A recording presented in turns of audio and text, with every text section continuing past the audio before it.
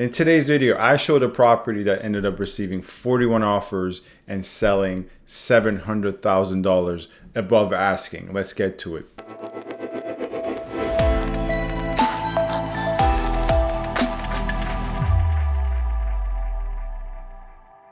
Hello everyone, this is Sam from SaberiSixRealEstate and Remax Realtron Realty. As always, you can find my contact information in the description box with regards to my Gmail, my Instagram, and my office.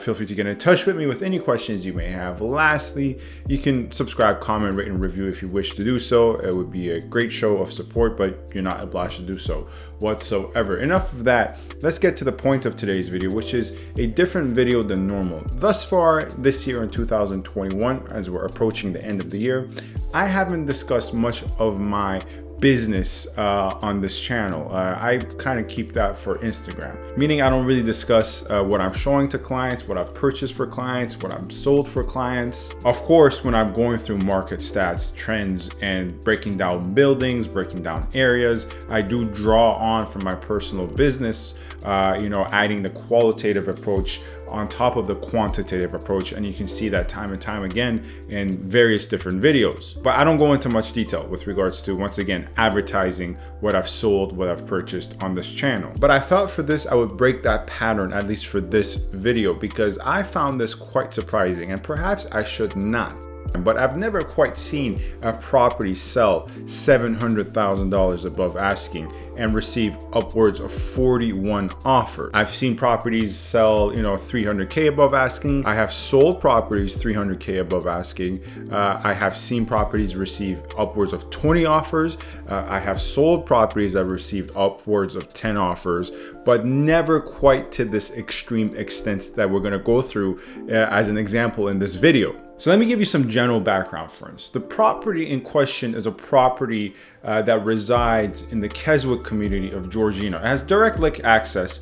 And as you can see from the exterior images, which there were no interior images to be found in terms of the listing and advertising, as you can see from the exterior images, it's very close to the lake. It has direct lake access, meaning from the backyard of this property or on the lot of this property, you have direct access to Lake Simcoe. It's a decently sized lot, being more or less 61 by 274. So the width is 61, the frontage is 61, the depth is 274. So it's quite a long lot. And it's actually, relative to its neighboring lots, one of the longer ones. And this property, obviously trying to induce a bidding war and multiple offers, had an asking price of $848,000. And I knew that perfectly well going into it. Now, getting more into that point, going into this, I was showing this on the behalf of a buyer investor who was interested in this lot. Irrespective of what the interior looked like,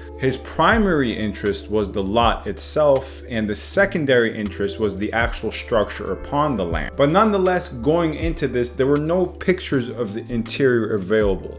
That, in conjunction with the fact that it's a much older property, the listing is very much so emphasizing the lot and the proximity to the water, it was pretty safe assumption that the interior would at bare minimum need a lot of work. If not, most likely the interior would not be livable or appraisable whatsoever, and it would have to be a complete teardown. Now, as it happens, I went to see this property and recorded it for my investor client. And starting from the exterior, off the bat, what do we see? Well, we see clearly that this property had been vacant for a long time. And that's just basically from the exterior. At this point in time, I walked around the property, accessed the backyard, walked a little bit closer to the water, and filmed some of the backside of the property. At this point in time, I pretty much knew with 90% certainty that once I go inside the property, not only is it not a case where it needs a lot of work, it probably is not livable. And most importantly, it probably is going to be very hard to appraise from a financing perspective.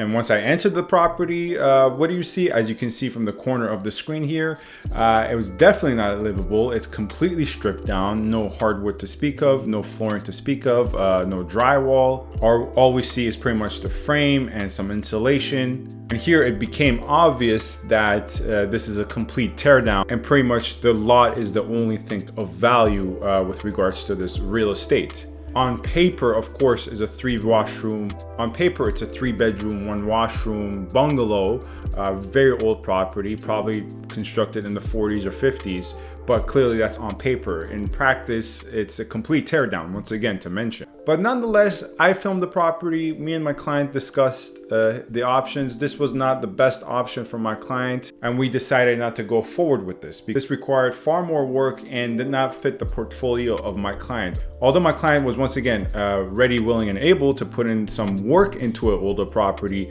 this was a complete teardown, and my client is not a builder necessarily speaking so, and this was more apt for builders or people who were okay tearing down the property and had a longer investment time frame in mind in terms of the year or two it would take to get the proper permits, to get the proper materials, to get everything in order to tear this down and build it back up. That portfolio, that investment strategy, although a good investment strategy, not particularly for this client of mine. But since I booked a showing and since I saw the property, of course, I would be notified of any offers this property received. And that's where things get quite interesting, because what happened was on offer date, which for the uninitiated, which I'd be surprised if you don't know what that is, it's basically when you put a property on the market for a bidding war. In the listing, in the advertising, you put an offer date where every interested buyer has to submit an offer by that date. All the offers will be concurrently presented to the seller, and basically that's where the term bidding comes in, pretty much like a bidding situation. Of course, with other complexities that I'm not mentioning here, but with the bidding situations, the best offer gets the property. On certain occasions, the offers get 2 opportunities where, you know, let's say there's 5 offers, the listing agent calls back to the 2 best offers and asks if they want to improve the offer.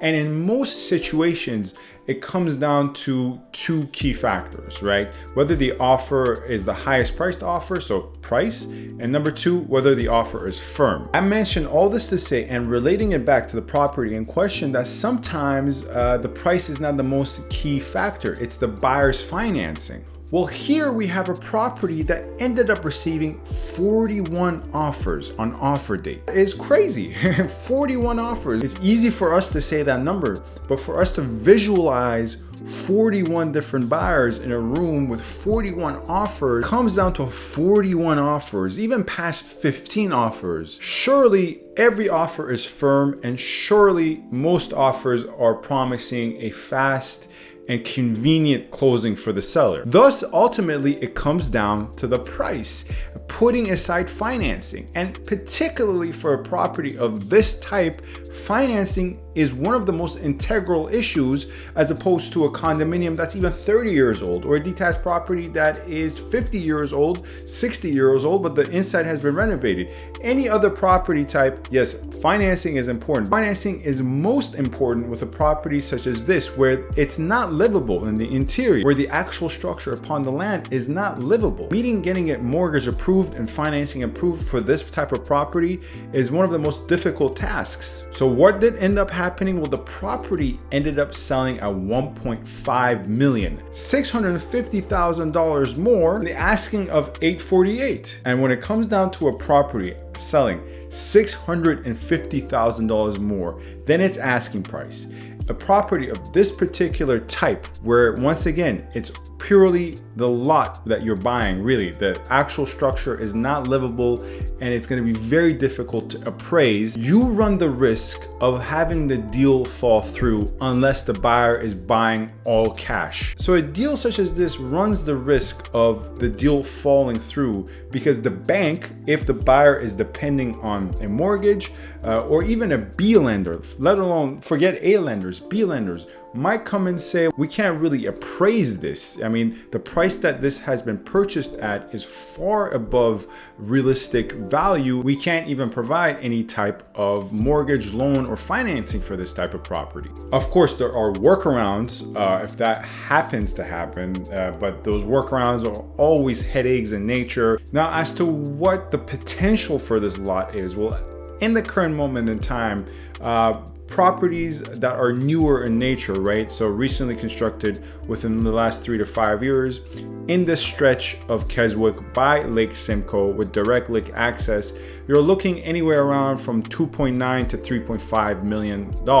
Older properties that are, obviously not recently constructed, definitely, of course, livable and even a little bit newer than this property, actually finished inside. The older ones though, probably 15 to 25 years old, still stand a chance of selling above 2.2 million with direct lake access in this stretch of Keswick. And that's being quite conservative actually. In terms of properties for rent, because believe it or not, a lot of properties with direct lake access are owned by landlords to rent out either for Airbnb purposes or longer term rentals, 6 to 12 months. You're looking at anywhere from $5,500 to $6,500 a month for rent. And these are the numbers as of the last 3 to 4 months for this area. With the cost of construction going up in terms of construction materials and lumber, copper, and any other type of construction material, with the long wait times in terms of getting certain plans approved, permits, and the purchase price of $1.5 million, this is definitely a hefty and risky investment on the behalf of whoever beat the other 40 offers. Anyways, I found that interesting. I wanted to share it with you guys. Once again, a different type of video than usual. Not a lot of market stats discussed in this video, but thank you very much for watching. If you are still watching,